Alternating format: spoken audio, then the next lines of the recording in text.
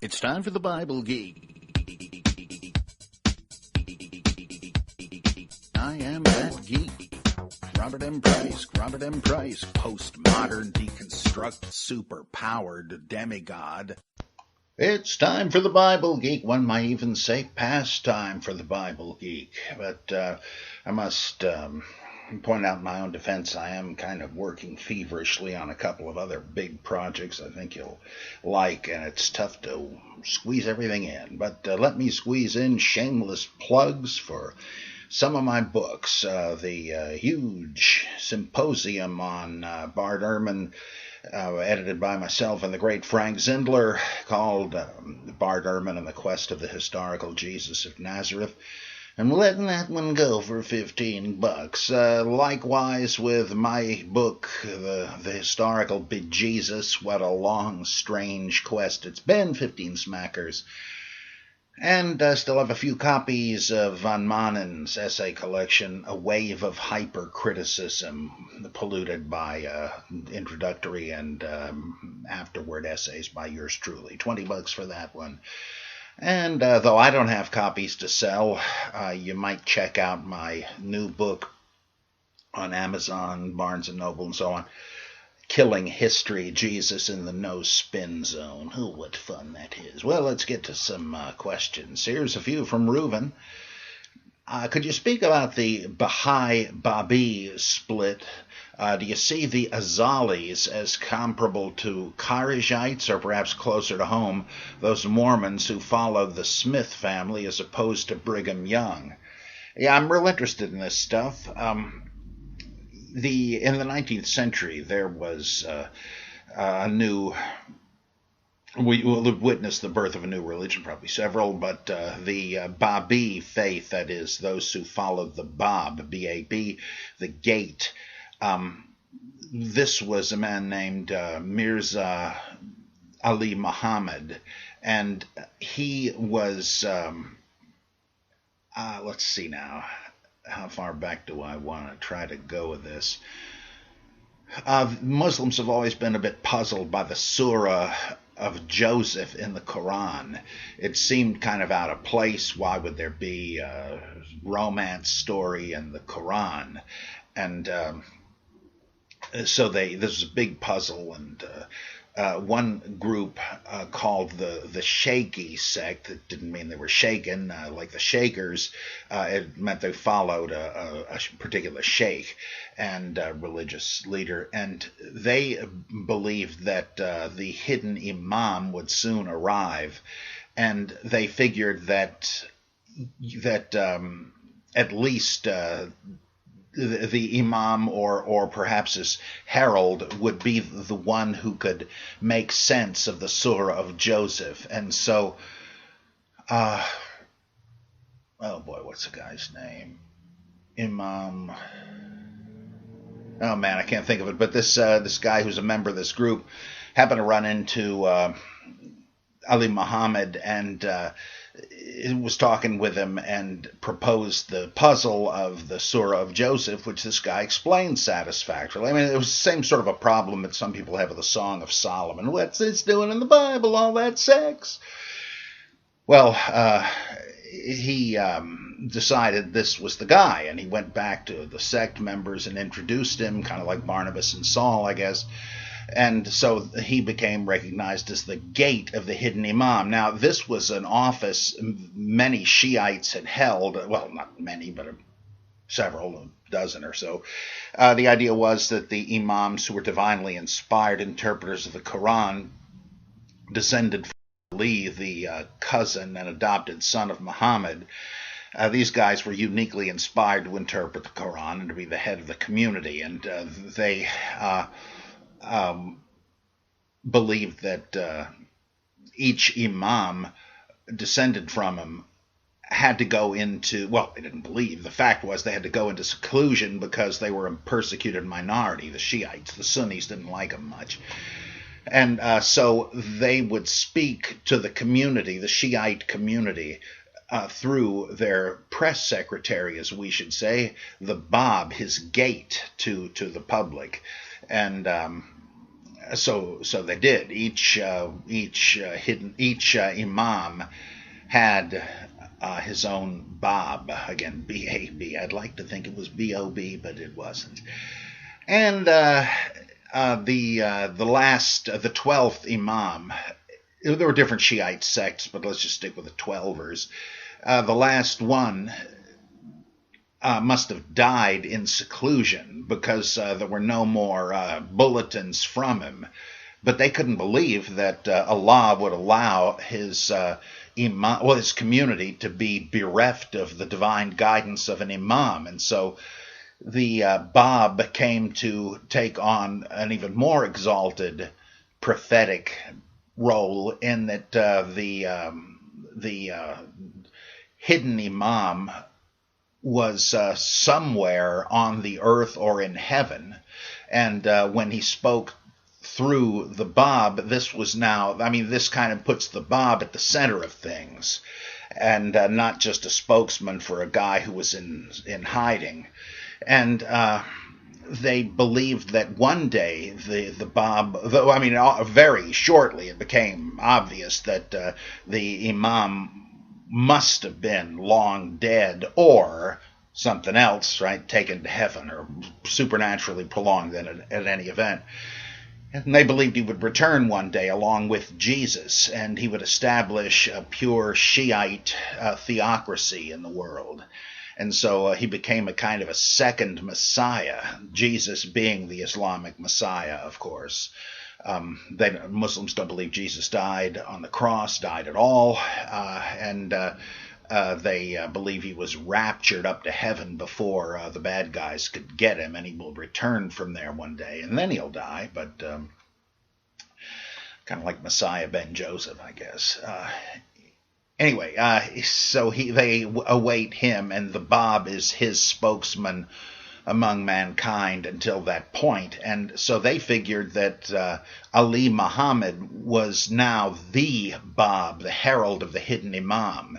And indeed, he gave all kinds of revelations, speaking of him whom God shall make manifest, and that is the last Imam, the capital H, capital I, hidden Imam, also known as the Mahdi, the rightly guided one, or the Qaim, he who shall arise.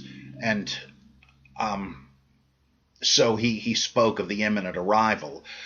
But then he had an epiphany that he was his own herald, that he had been chosen to be the hidden imam. Well, of course, that took some allegorizing, right? Because he wasn't really supposed to be a direct descendant of Muhammad or Ali. And he certainly wasn't the same guy whom some Shiites had seen in their day, the 12th imam. But there was a lot of allegorizing going on. And he said the new age had dawned in him, but it was realized eschatology. And as that always is, that was a way of saying, well, the kingdom of God is spread abroad upon the earth, but men do not see it, just like in the Gospel of Thomas.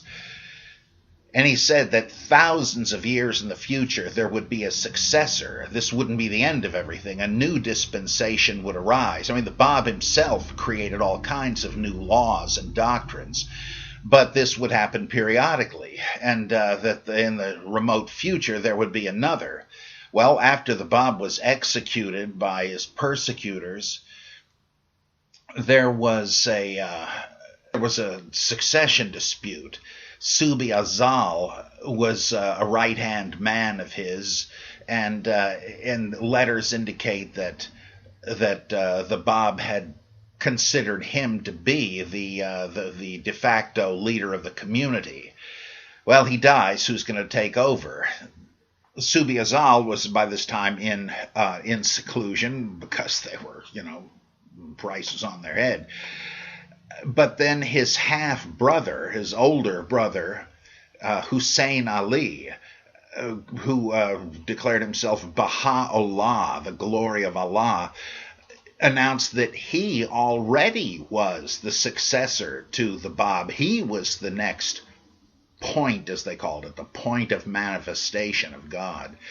And so the new, it was just the opposite of the early Christian problem of the delay of the parousia. Here it came way too early.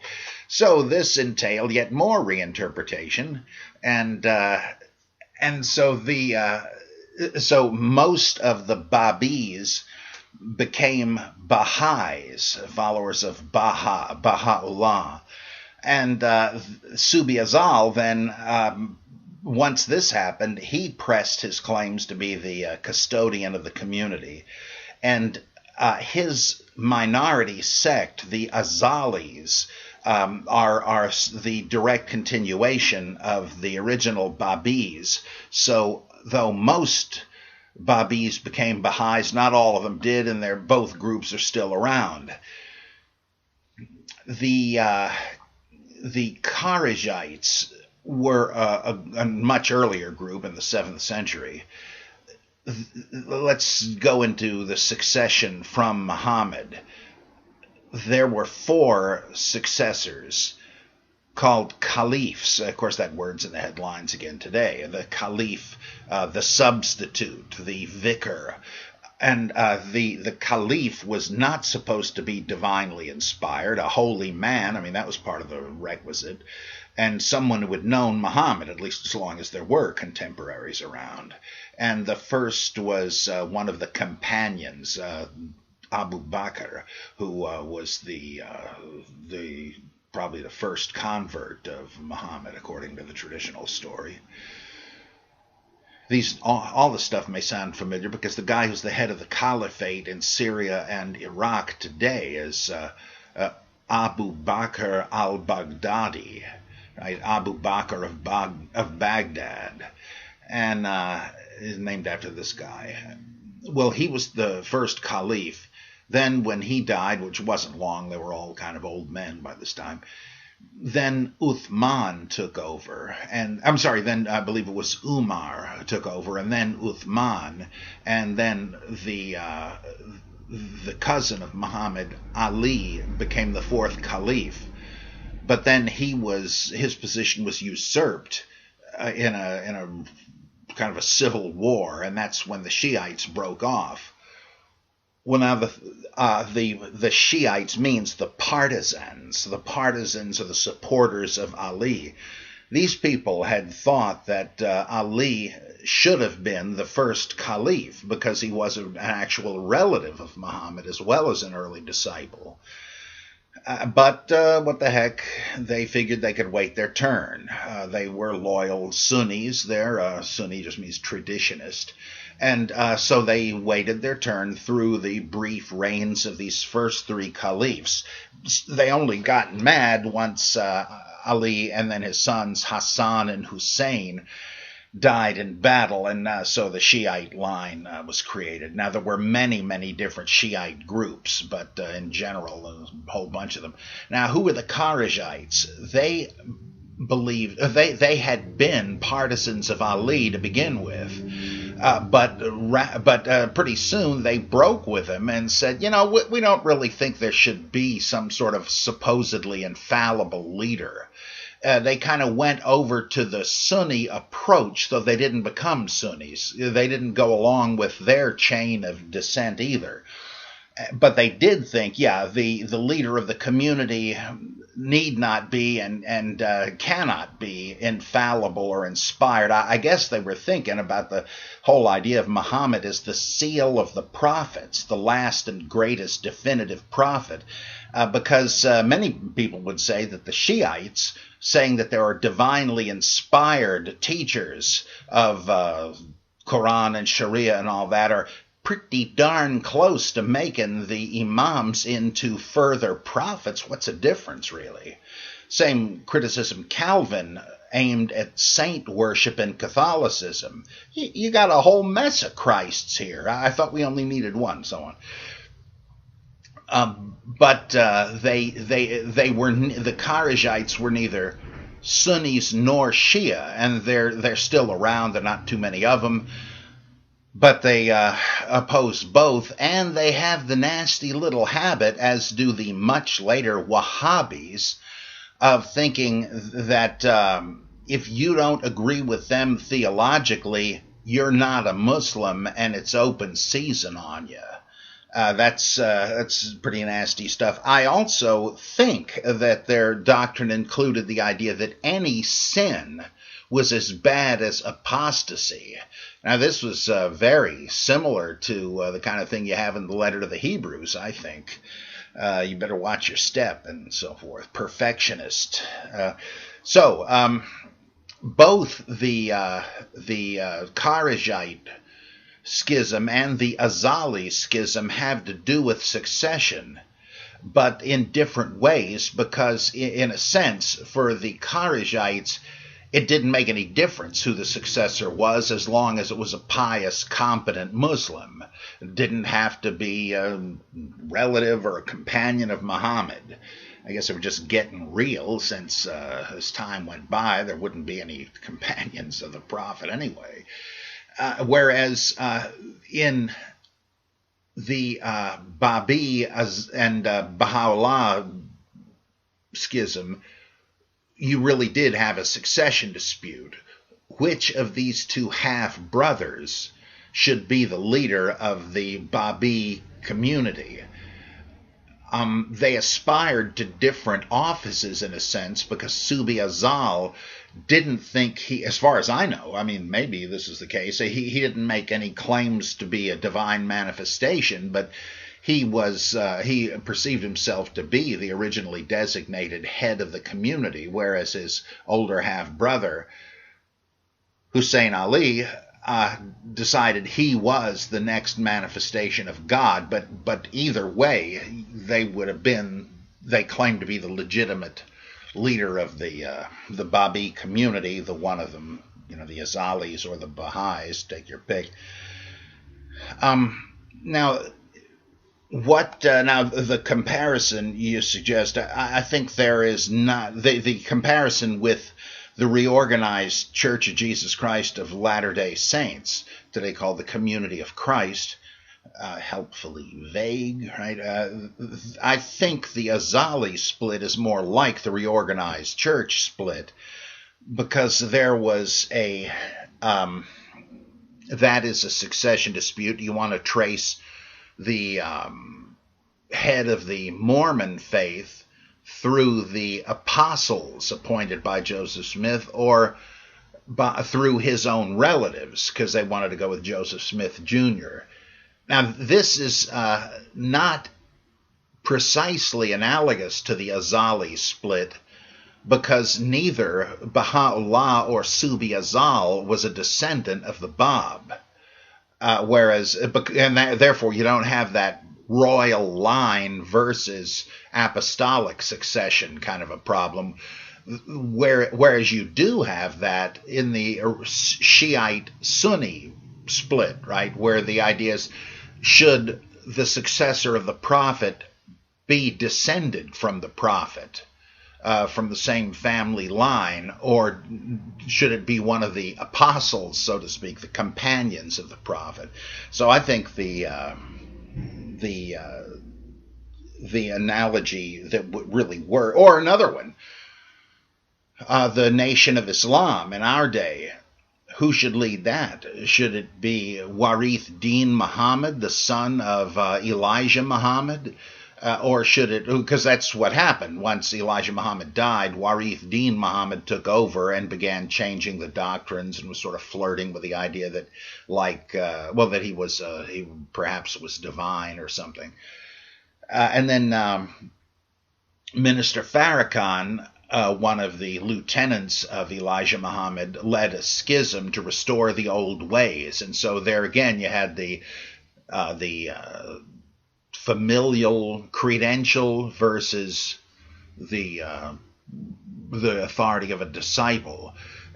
This seems to be the issue between, from the little evidence we have, in the very early church in Jewish Christianity. Who should be in charge? James the Just, and after him Simeon Bar Cleophas, the brothers of Jesus, or whatever that originally meant, or Simon Peter and others who were ostensibly the companions, though not the relatives of Jesus. Same sort of a thing.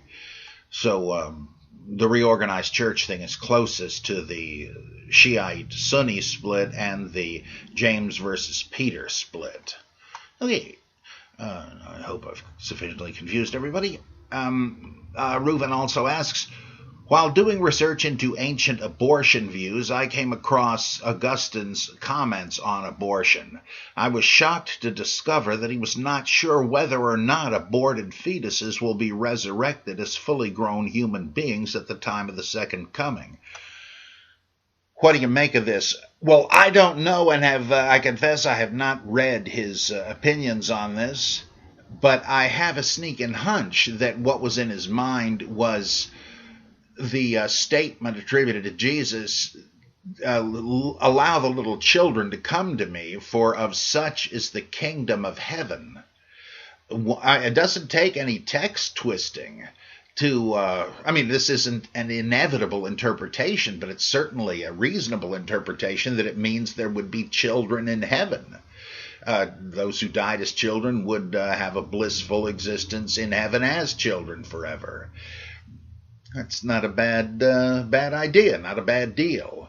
After all, how about the little children appraising Jesus on Palm Sunday, and he says, and these the critics of Jesus say, can't you shut those brats up? And Jesus says, if they were silent, the stones would cry out. Haven't you ever heard the psalm, out of the mouths of babes you have ordained perfect praise? Well, does that mean there'll be babies in heaven, children in heaven? Maybe. Not oddly enough, this comes up in the case of Down syndrome children, right? There's have you ever known anybody with a kid with Down syndrome? Is this a burden to bear? Well, yeah, in a way it is, certainly. But on the other hand, I constantly hear people with Down syndrome children say it's a blessing. That, it's like having a little kid that grows up, but that's kind of fun, isn't it? That's kind of a precious thing. So anyway, so I'm not sure if this was his reasoning, but I wouldn't be too surprised. Plus, you know that, and Augustine must have known that people grow up through their experiences. He sure did. He went through various changes, and he wouldn't have been the person he was had he not had life experience. Otherwise, you're talking about Captain Marvel. The kid, Billy Batson, says the magic word Shazam and suddenly turns into an adult. Huh? Would that work? Well, so I can see how he might think, no, they're not going to be resurrected as adults. Though, again, I don't know if that's what he was thinking. Of course, he hadn't heard of Captain Marvel. Here's another one from Reuven, a very scholarly man, as you know. My question is on the relationship of the Black Stone of Mecca and the Black Stone of Emesa, modern-day war-torn Homs in Syria. The latter object was a conical meteorite, unlike the Kaaba, which is likely glass or pumice. What is the relationship between the worship of the sun god Elagabalus? Do you mean, well, he was a Roman emperor. Was he named for a sun god? You got me there. And the moon god Al-Ilah. Well, I mentioned, I think the last time, I have to confess ignorance. I'm not sure where this idea of Allah as a moon god comes from. I'm guessing there's something to it, since I hear it every once in a while. I did mention how somewhat later Muslims, some of the extreme Shiites, believed that Muhammad was the moon or the sun. There are different theories. But I'm not sure how far that goes back. I know Elagabalus or Elagabalus, this, I like to call him the Wildean Roman emperor, was a worshiper of Baal, and his worship did involve some sort of a conical meteorite. I don't know if that's the one you're talking about, but if it's in Syria, that makes sense with a Baal connection. And I don't, as far as I know, I wouldn't think there'd be a link between that and the Kaaba. But on the other hand, they both represent a broader type of object of worship, because think of the meteorite in Ephesus, where Diana or Artemis's temple was built. Right, great is Artemis of the Ephesians in Acts 19, I think. The place was holy because of the stone that had come from the sky, or from Zeus, depending on how you want to translate it. When somebody sees something fall out of the sky, they don't know about meteorites. How could they at their stage of technology? It's pretty obvious that somebody's going to think this is a gift from the gods. We ought to commemorate it. And I'm sure there are other ones like that too, so I'm guessing that's what they were thinking. I remember up at Unification Theological Seminary, once they were in what had been a Roman Catholic high school seminary, beautiful building, and there was a cross on the top of a turret there. Lightning struck it and blasted it off, and this occasioned a de-emphasis on the cross in Unificationism. They took it as a sign from God. I mean, it's hard to imagine people thinking that today, but then again, archetypes run deep, and people will hasten to rationalize stuff like that and say, well, of course, I know the physics of it, but God must have been telling us something, because that couldn't be a coincidence. Well, of course it could, but there is always this temptation, even among moderns, to make connections like that. This from Commander Sky and the Ann Arbor Galaxy says, can you please comment on this passage from William Wrede, W-R-E-D-E, the famous author of The Messianic Secret, his 1909 book, The Origins of the New Testament. Writing in defense of the Pauline authorship of the epistles, he writes, but have we any certainty at all that we actually possess letters from the pen of Paul, and that they are from the Paul to whom we have ascribed them? There have been and are a number of critics, especially in Holland, who deny this. They have held the opinion that these epistles all originated in the 2nd century A.D. In this opinion, I can only recognize an extraordinary retrogression of criticism. Surely there are really quite different marks of an authentic letter, and those are present in full measure in the epistles of Paul. Helmut Kester always pronounced it as epistles, so I figure what the heck. Quite definite personality speaks in them, and such a one as is conceivable only at the commencement of the Christian development. Well, though I love Wrede, he is the greatest. I don't believe he's right on this. As you can read yourself if you order a copy of A Wave of Hypercriticism, right off the bat, Van Manen addresses that and says, it's a common, there's a personality common to these letters, at least the ones that have any length to them. But that's not too surprising if you have derived your impression of who this guy is from synthesizing all these letters. That's in the same way people figure, oh, well, Jesus must have said everything in all 4 Gospels, and so it doesn't sound odd to them when they get to something like, I am the resurrection and the life. There's nothing like that in the Synoptic Gospels, but that's okay because they've already synthesized it. So it seems to me this is a prime target for deconstruction, and Van Manen does show how there are surprising differences between these epistles that are very hard to explain if they're the work of one man. In fact, if you insist they are, you kind of have to imply that, okay, it was one guy, though he was a multiple personality.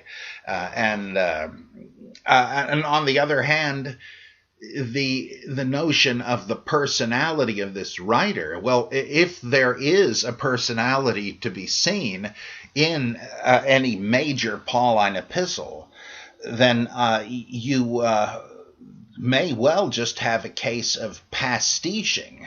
It's not that tough for some people to write a letter in the style of someone. And especially if there's a kind of a strong personality in it. Another problem you have is that some of the letters overlap in such a way to suggest that one has been used in the composition of another. There's elements of Romans that seem to appear in 1 Corinthians. And then there's a whole lot of agreement between Colossians and Ephesians. Gordon Fee once said that those two epistles present almost a kind of synoptic problem. What's based on what? Because they can't really be independent. I mean, he believed that Paul did write them, but that he kind of based Ephesians on Colossians. Romans and Galatians, oh, come on now. That sounds like somebody has expanded it. Now, who knows, right? But it's not hard, I think, to see these epistles as products of a Pauline school. So that's what I think I would recommend Van Manen's book. It is really eye-opening. So Norm asks, while reading Laodicean/Ephesians in the pre-Nicene New Testament, I noticed an odd passage. 425. This is the reading of the verse in the New Revised Standard Version. So then, putting away falsehood, let all of us speak the truth to our neighbors, for we are members of one another. While the pre-Nicene New Testament reads, accordingly, renounce lying and speak the truth, each one of you to your neighbor, because we are body parts of one another. What if the hand were on fire, and it should lie to the heart, saying, I do not hurt? Soon you should lack the hand. Is this extra sentence about the burning, lying hand part of another manuscript tradition which was omitted from the NRSV, or were you just in a fast and loose living Bible type mode that day? Indeed, I was. That's exactly right. I'm trying to bring out the what I think is the point, but you're right. In fact, one of the differences between this and the Human Bible New Testament that's in the works right now from American Atheist publishers, publications, whatever it is, I cut a lot of that stuff out.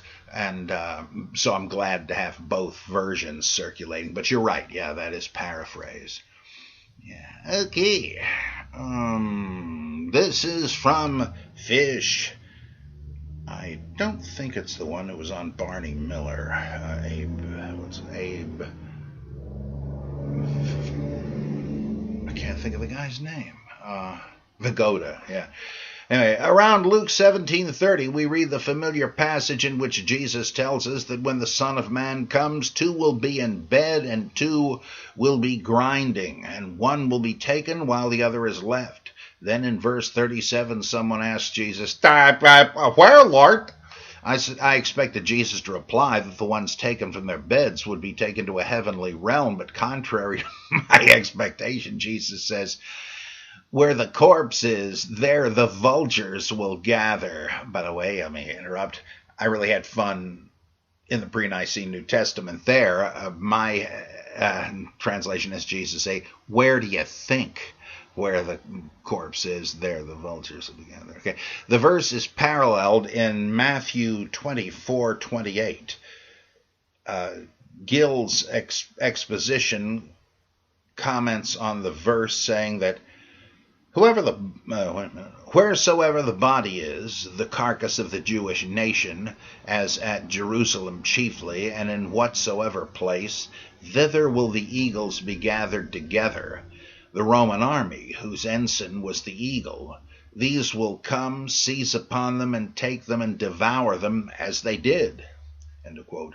My question, where and what is this corpse? Who are the vultures, and in what way is Jesus responding to the question posed him? Well, I think that this almost, well, I guess I shouldn't say allegorical, but the symbolic way of interpreting it from Gill. That's not out of the question. This is the kind of thing, vultures and eagles, same word in Greek. This is the kind of thing you do find in these apocalypses, like in 4th Ezra, also known as 2nd Esdras. The Roman Empire is symbolized as an eagle with 12 wings. That's not impossible. It strikes me as a teeny bit far-fetched, if that makes any sense, but I wouldn't scorn it. However, I think that it's just saying that there will be unexpected deaths and they will seem arbitrary in that day, and that the ones grabbed will be the ones killed. And in fact, the paralleling that with, I think in Luke, with the flood, then the flood came and took them all away, implies they're grabbed by the grim reaper. However, I think that this meaning is perhaps secondary and redactional. I don't mean by a later scribe, but by the evangelist, because when the disciples ask for clarification, that's usually the evangelist or the redactor, whatever you want to call him, trying to clarify things for the reader. And so I think that it occurred to Luke or whoever to say, well, what exactly does this mean? Because on the face of it, it's not that clear, and this is a guess. It's just like the sign of Jonah. What the heck is that? Well, it reads differently in different Gospels because of the same thing. I have a hunch that where the body is there, the vultures or the eagles, whatever, will gather. Originally was also apocalyptic in nature, and it meant exactly the same thing as, take a lesson from the fig tree. When you see it blooming, you know that summer is near. Even so, when these things start happening, you'll know that he or it, the kingdom, is at the door. No question about it. Well, I think that's kind of the point, and we might say it's kind of like our saying, where there's smoke, there's fire. This is, you'll know what to make of it. Just like if you see a bunch of vultures circling, you know there's got to be some carrion there. They're not just doing it for exercise. So I think that was originally the point of it, that it was just a general statement that when all these signs begin to transpire, kind of like in the TV commercial for the new version of Left Behind, trying to decide whether or not to go see that. I might, because I kind of like the Left Behind books. There was a lot of theological stupidity, but in a way it was kind of fun reading, as I think you know if you've read my book, The Paperback Apocalypse. Let's see. Okay, Fish goes on. I had a question, sort of a two-parter, regarding Jesus being worshipped. The Greek word proskuneo simply means to show reverence to or to express respect, or you could say to kneel before. It certainly can refer to the thanksgiving rendered to God, but to limit it to that is ridiculous. In Acts 10:25, for instance, Cornelius showed proskuneo to Peter. The fact that Jesus several times conceded that he was subordinate to the Father should suffice as evidence that the type of proskuneo Jesus was subject to was not the highest that is reserved to God. Do you agree with my analysis about Jesus being worshipped? The only thing that seems to contradict this is John 20:28. Is that proof text to show that Jesus was God? This is Thomas worshiping him. I think of the temptation narrative where Satan says, if you will worship me, I will give you all the goodies and so on. Does he mean, Jesus, why don't you sign up as a Satanist? No, it's not that kind of worship. It just means if you will swear fealty to me. And I think, though there is a kind of a pretty wavy line here, because in Acts, when Cornelius goes down on his knees to venerate Peter, Peter does seem to, it's like, why do you call me good? And Jesus, whoa, wait a second here. Do you really realize what you're saying? Isn't God really the only good one? Yeah, I guess so. Or like the angels, when John he bows down before the angels. He said, you mustn't do that. I'm just your fellow servant. Worship only God.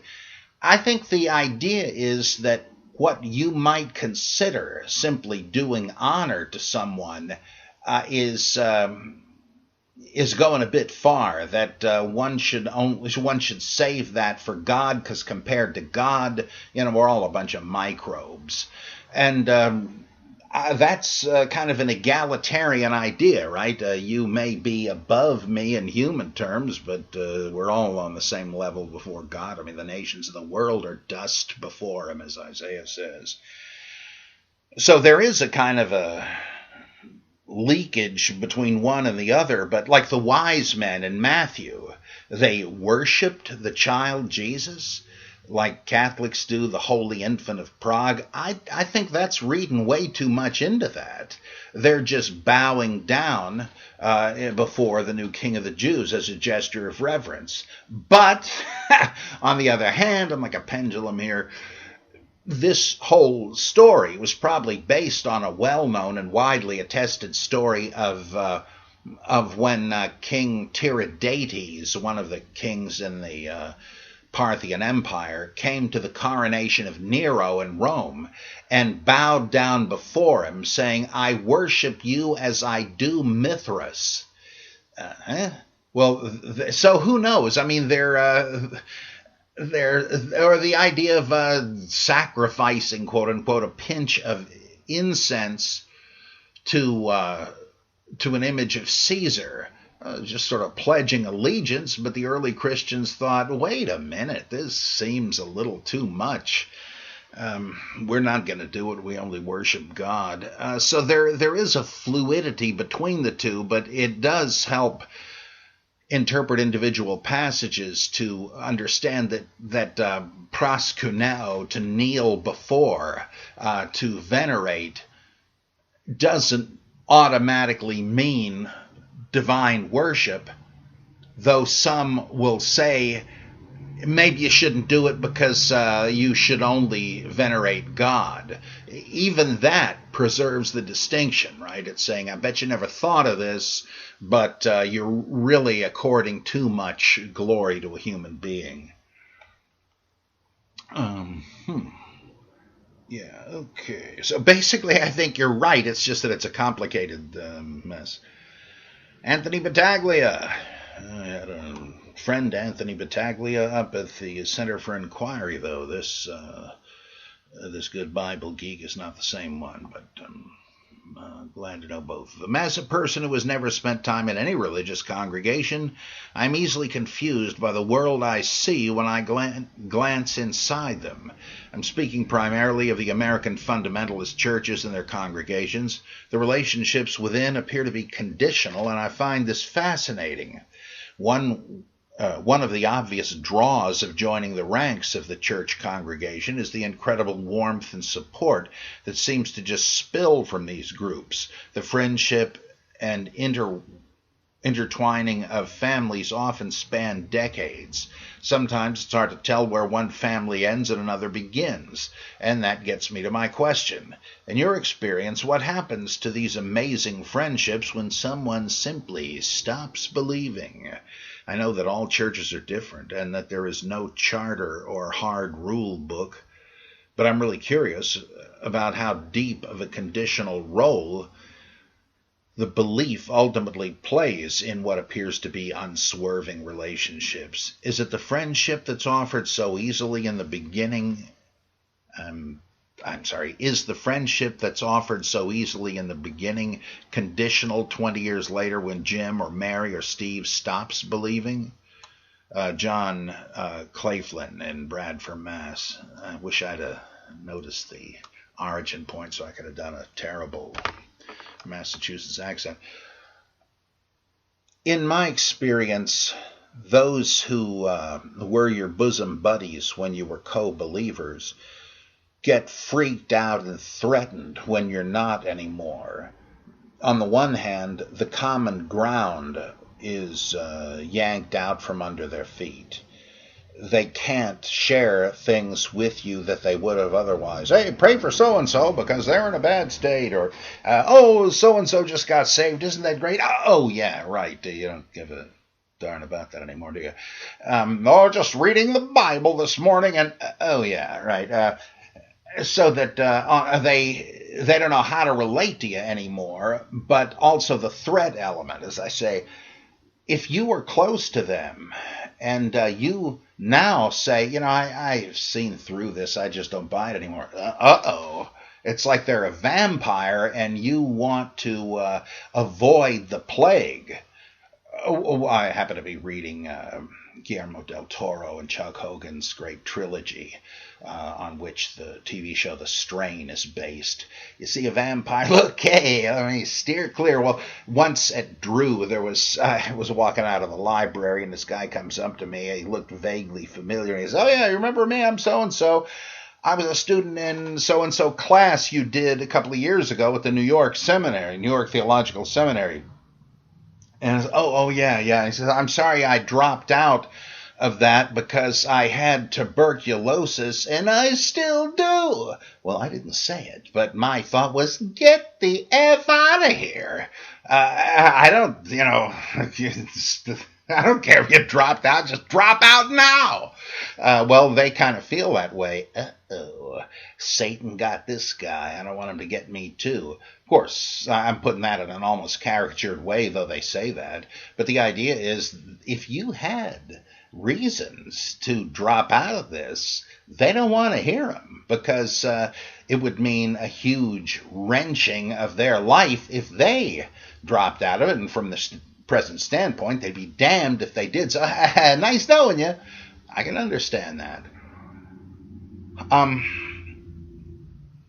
In my experience, it's you do find that the people with whom you once felt such a great bond, and you know how they say Matthew was a tax collector and Simon the Zealot was a revolutionary, and yet Christ brought them both together. He can make the two one. No matter how different you are, you have this love in Christ that binds you together.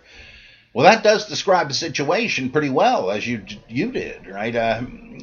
But another way of saying that is, it's this extraneous element of a common set of beliefs that short circuits the process of friendship.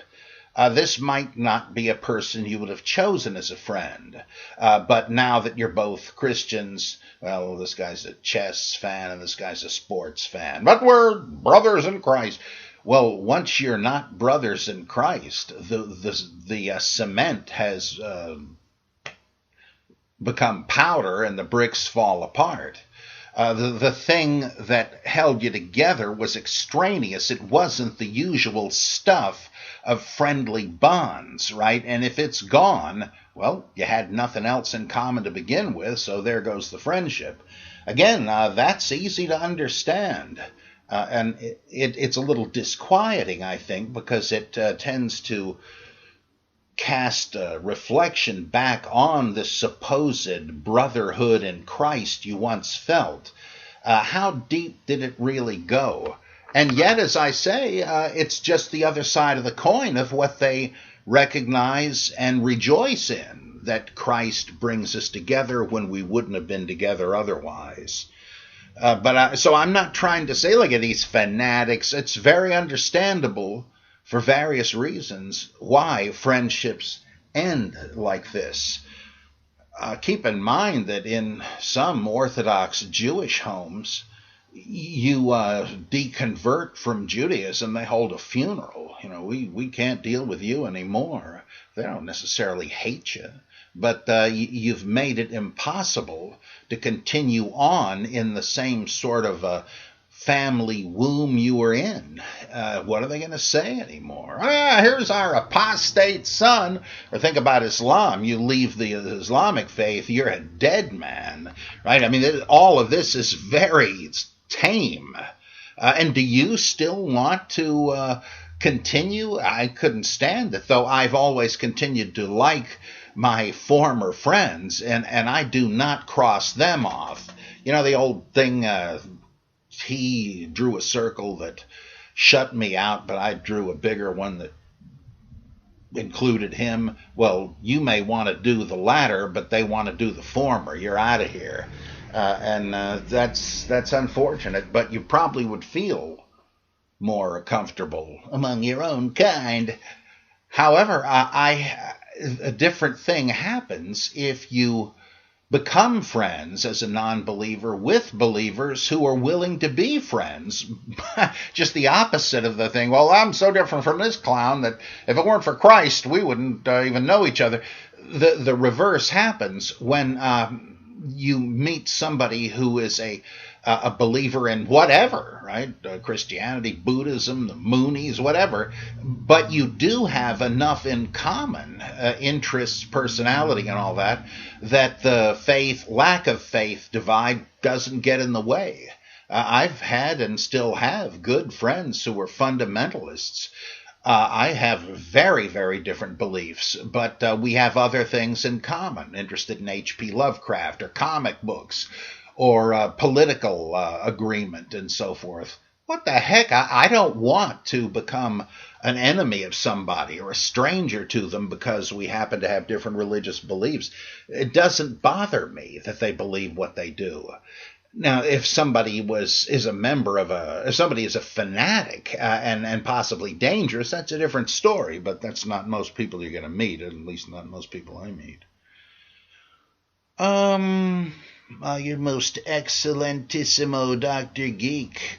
I've never heard you do a Hispanic voice, so feel free to try one if you would like. Well, here's my insulting Mexican caricature. Now, I got to remind everybody, I'm not making fun of anybody's accent. I love accents. I love ethnicities. I just am a great fan of the incredible, beautiful diversity of the human race. I just constantly notice that, hey, this guy looks so... Once I was on a bus in New York, and there was a real black guy across the bus from me, and I could tell he was an African national. And I said, "Oh, where are you from?" And he said, "I'm from Ghana." Oh boy, I love African accents when speaking English. And I said, "Oh, I got a friend named Ben Oduro who's Ghanaian. He belongs to the Ashanti tribe." And this guy's face lit up and he said, "I am Ashanti?" I mean, it meant so much to him that some white guy in New York even knew about the Ashanti tribe. Oh man, I love that. I just love the heritages of everybody. So I'm just rattling on, but this isn't intended as mockery. Reading The Miracle of Forgiveness by the Mormon prophet Spencer Kimball, I came across a Bible passage that he uses to reinforce the unnatural aspect of homosexuality and other, quote, sexual deviancies, unquote. He quotes Leviticus 20, and when he mentioned that when people lie with animals, both the man or woman and the animal must be put to death, I started wondering what the reason for this might be, since the animal has no conscience of what is going on and can't be found guilty of sin. Yeah, that's an odd one, isn't it? I mean, does the animal seduce the hick? Anyway. This reminded me of a movie I saw 20 or so years ago called The Revenge of Billy the Kid, a B-horror comedy in which a man has a baby with a goat, and the baby turns out to be this bloodthirsty monster that is half human and half goat. Did he appear on Saturday Night Live? Of course, there are also many legends in the ancient world in which people lie with animals, and the result is some kind of monster like the Minotaur. We know today that this kind of offspring is not possible, but taking into consideration that many laws from the Old Testament had a practical reason, and that those people didn't have a clue about genetics. Could it be that the origin for such a weird commandment was based on the fear of such monstrous and unnatural offspring? Manuel, I never thought of that. It's not impossible. They did believe in satyrs. Hairy ones shall dance, Isaiah says. That's a satyr. And they did believe that giants, the epic heroes like Gilgamesh and Goliath, were the offspring of the fallen angels and mortal women. I guess that's not impossible. And if you killed everybody who you knew did it, you might be thinking, well, we just nipped that in the bud. But I think it is something different. I think it's a clean, unclean thing. Again, I point everybody to the brilliant essay of Mary Douglas, The Abominations of Leviticus, in her essay collection, Purity and Danger. That the sexual ethics, such as it was, the sexual taboo of ancient Israel, it was shared in common a worldwide schema of clean versus unclean.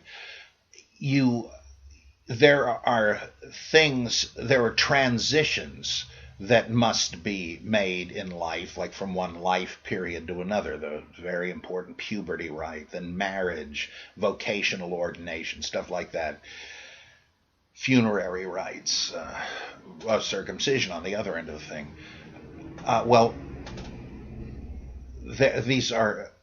These are boundary crossings that have to be negotiated ceremonially to sanctify it. Otherwise, it's meaningless and one will not mature. I like to use the illustration of a guy I knew who used to take his wedding ring off when he went out to bars. Somebody didn't really help this guy understand that he had crossed a boundary, and after he had no business going around to these bars, right? He wasn't, by taking the wedding ring off, he showed that it really didn't take. He didn't understand what happened. Well, okay, what about sex? It was believed that that you couldn't cross certain boundaries. The word abomination, tebhel, literally meant mixing or confusion. So you couldn't cross the human-animal boundary. You couldn't cross the adult-child boundary. On the other hand, there were some sexual acts that were wrong because they were within a finite, limited group. No incest. To have legitimate sex, you did have to cross a boundary, and there would be a ceremonial legitimation of it, getting you across the stream, you might say. And that, of course, is heterosexual marriage. You had to, it's obviously a crossing of categories, male and female, and so you got to do it. But it's all right because there's a ceremony to legitimate this, but there isn't one for having sex with your donkey or something, right? There isn't one for crossing the adult-child line. There isn't one for crossing the living and dead thing, necrophilia. Nah, there's no way. That is a boundary crossing, and you do have to have a boundary crossing to have legitimate sex, but there's no way of crossing this river legitimately. If you do, it's unclean and such a serious transgression, we can't have you around anymore. And the animal is tainted to such a degree by this abomination, it just has to go. I think this is somewhat similar to what happens when bears who kill or eat tourists are killed, or if some idiot kid climbs into a tiger cage at a zoo and gets eaten, they kill the tiger. Why? Was it his fault? Was it the bear's fault? No, I think it's just the idea that we can't stand to have around anymore, this thing that killed and ate my son.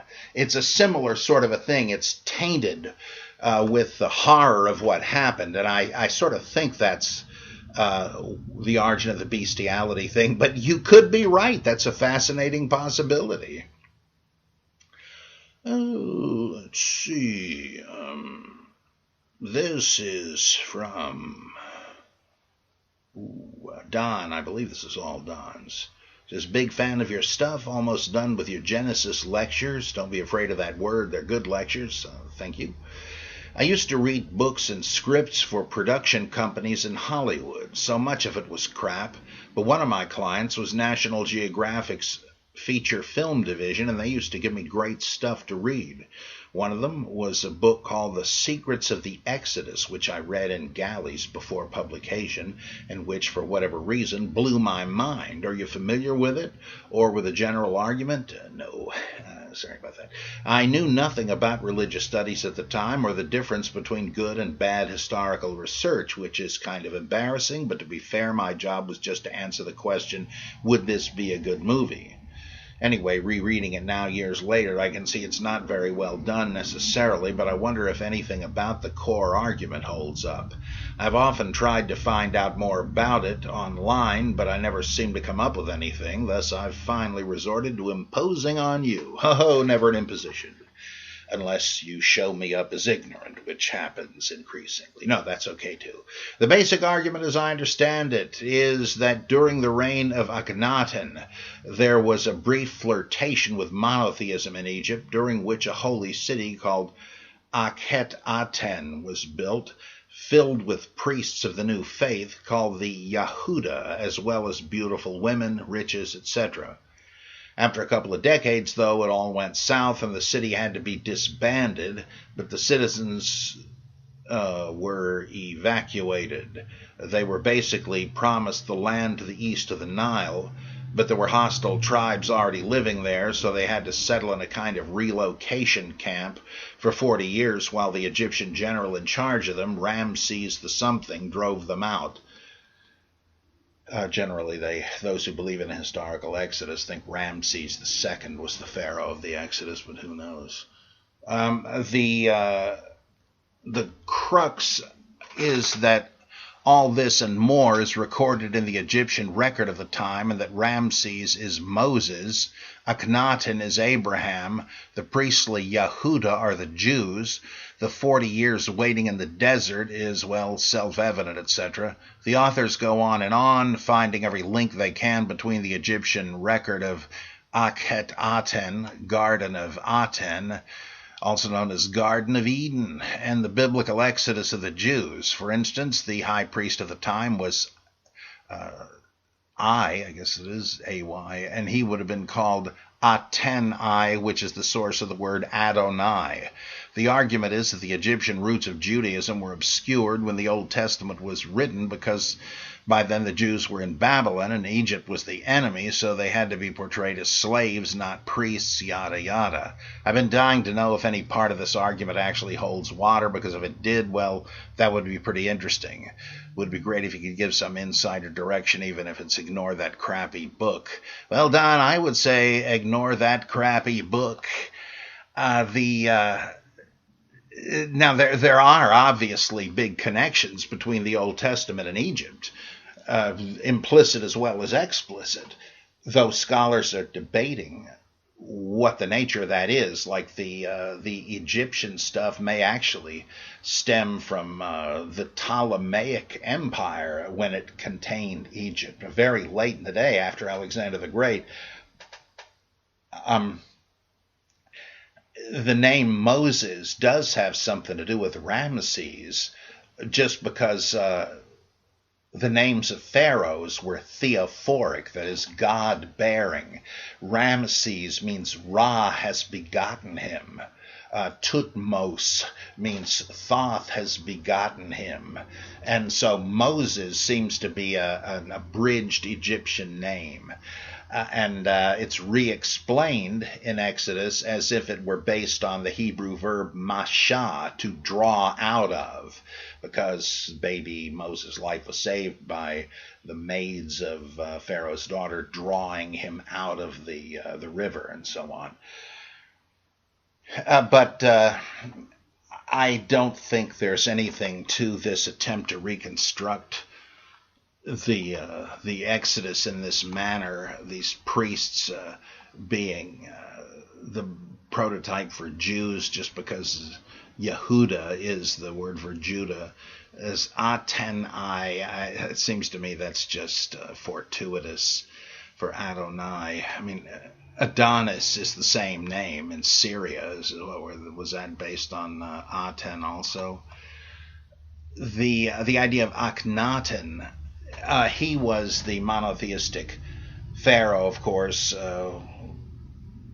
We think, but there's some doubt as to whether his divine patron Aten was understood to be the only god. He was a sun god. There were more than one, there always are. But whether he thought he was the only god or just gave him such prominence over the others, we don't know. Apparently there's some reason to go in both directions. Some people say Zoroaster prominence over the others. We don't know. Apparently there's some reason to go in both directions. Some people say Zoroaster was a monotheist. That doesn't quite seem right either. But he didn't... There wasn't any Aten cult that outlasted him. He was deposed by the various priests who felt their cults were neglected, and so all of his reforms were undone, and his inscriptions were chiseled away like in the Mummy. And I think the whole thing is clever but nonsense. And Eden has nothing to do with Aten. I mean, you got to be pretty careful about any supposed lexical links between Egyptian and Hebrew anyway, because they're totally different writing systems. So I think it's a lot of nonsense. I love theories like this, though. They're fascinating. See, Laura Brown, your favorite West Virginian in London. This question is actually from my co-worker Petros, who is a Trinidadian in London, so take your pick of accents. Our question is simply, what is the purpose of the raven in the story of Noah? Why was this detail included in the story, and why was it retained? Well, if you mean as opposed to the dove, all right, he sends out a couple of avians. It's an ornithological matter. That I don't know, but the same feature appears in the Gilgamesh epic and its flood story, and it's just a clever way of doing reconnaissance to find out if the birds find any place to land and or nest. Because if they do, then the flood is over. I mean, these guys, they pictured the ark as being wedged in a mountain range, so they couldn't readily tell whether the waters had completely drained away or not. So they sent out these birds to find out. And when one of them brought back an olive branch, they said, okay, then plants are growing again. The flood must be over. And so both of them did that. I believe, Jesus, that either the P or the J flood story in Genesis has that, as does the Gilgamesh epic, and the other Pentateuchal version does not. But that is the point, to have them do reconnaissance. Why those two particular species? I don't know. Brandon says, is there anything whatsoever, in italics and boldface, within the New Testament that you would grant as historical? The crucifixion, Jesus' post-mortem appearances, even if they were merely hallucinations? I hate to say it, but no. I admit that there were some of these famous people, Caiaphas, Pontius Pilate, Herod Antipas, Herod the Great, Felix, Festus, and these various officials, but that's true in outright historical novels from the period, too. That really doesn't tell us anything. And I think that though there might well have been a crucifixion, and there might well have been visions on Easter morning, the evidence is very weak, in my opinion. It leaves it way up in the air. So I don't think any of these stories. I mean, they hint around about the Roman conquest of Jerusalem and stuff. That's predicted in apocalypses, albeit after the fact. But things done by Jesus and all that, I don't think so. Ooh, let's see.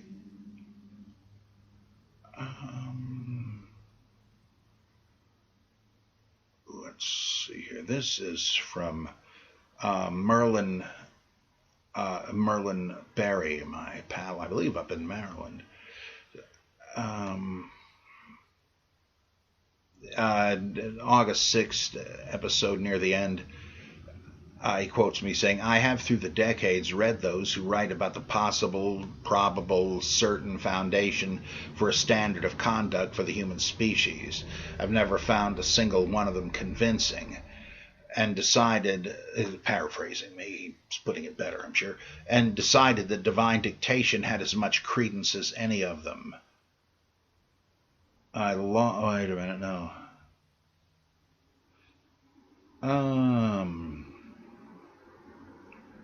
No, I'm. This must be. I must be missing something here. This is Merlin's view.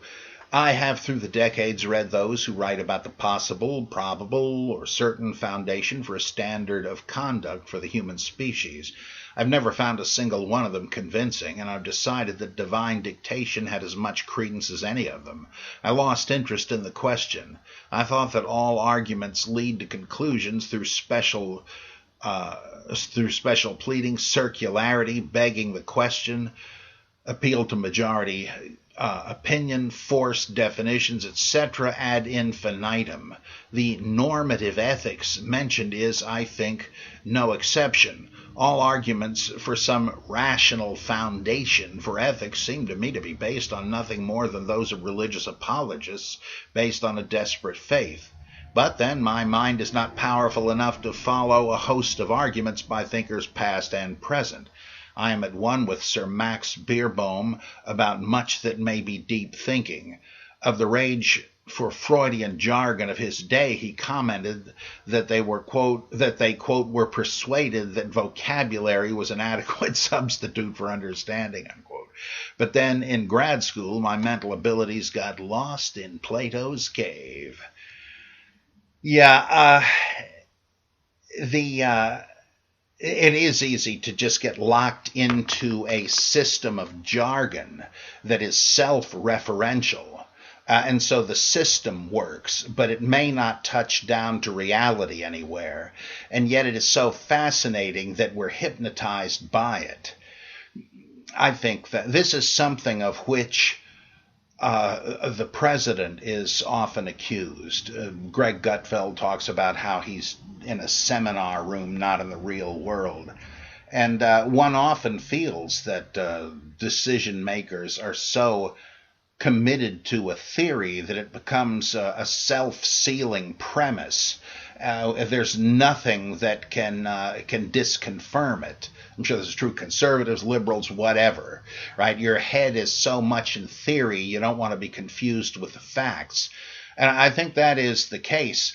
However, I would just like to say that if morality must be based on divine commands, divine voluntarism, the will of God determines what's right and wrong, that really is moral nihilism. It has the opposite of the effect it seeks to create. Because if nothing is inherently right or wrong, just because God says so, well, you're lucky if you don't wind up ramming planes into the World Trade Center.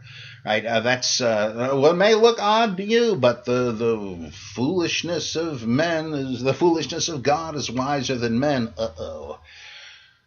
It's the same way when some say that logic only works because God says so. wait a minute, you're just destroying logic, not giving it a good foundation. If God decided tomorrow that A is the same as non-A, would you have to see that as true? I mean, that's just destructive. Now, I know with the divine voluntarism, this is a huge problem for theism. It really knocks out theism, I think. The old Euthyphro problem from Plato's Euthyphro dialogue. Is something right because God says it is? Or does God say it is right because he knows it is? It's already good, inherently. If God recognizes the good, then it is over him. He is not the ultimate. The good is. That can't be. God has to be ultimate, right? But if God makes something right or wrong, just by his choice, then right and wrong are vitiated. It's merely a fiction. So I don't think theism can get past that one. Now, I don't think there is an ultimate standard of right and wrong, but I think that it's a question of natural law. Let me say, I don't think there are any categorical imperatives in Kant's sense, no absolute duty, but hypothetical imperatives, matters of prudence. If you want this result, then this is what you'd better do. That's what the social compact comes from. I don't have an absolute moral duty to kill, but I want the kind of world where people don't have to worry about getting killed. Right? It may not be absolutely wrong by some abstract standard to steal, but it's not a question of that. It doesn't need to be. Nobody wants their stuff stolen, so it's in everybody's interest, though some idiots don't seem to see past their nose to realize it. It's in everybody's interest to have a society where people's property is respected. And so I want mine respected. If I hear about yours getting stolen, I'll say, gee, that's too bad. But I need to try to make sure yours is secure if mine is to be secure. And that's not a bad situation. It's all provisional. Doesn't have anything to do with abstract, objective weights and measures, but it doesn't need to. That's a mystification of right and wrong. So the lack of an absolute standard, so what? It doesn't vitiate morality in the way that divine voluntarism does. And it's not nihilistic. It's just a kind of a natural law ethic. So I could go on and on about that as I can about everything else, being a big mouth, but I think I'll, let's see. I think I'll call it quits today. I got to do a chapter or two of my audiobook version of The Case Against the Case for Christ, and don't want to wear out my delicate little voice. If you can help out the old Bible geek and his family, sure would appreciate it. Our budget can always use it. If you can't, don't think twice about it. We want you to listen and send in questions anyhow. So I'll be seeing you soon on another exciting episode of The Bible Geek. Bible Geek. It's time for the Bible Geek. One might even say past time for the Bible Geek. But I must.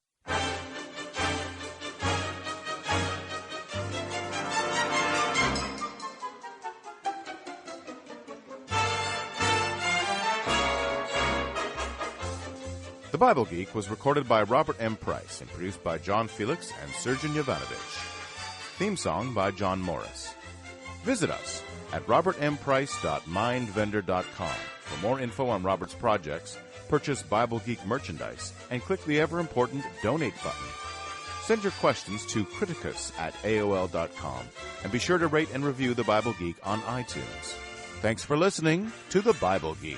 I'm Torrin Atkinson.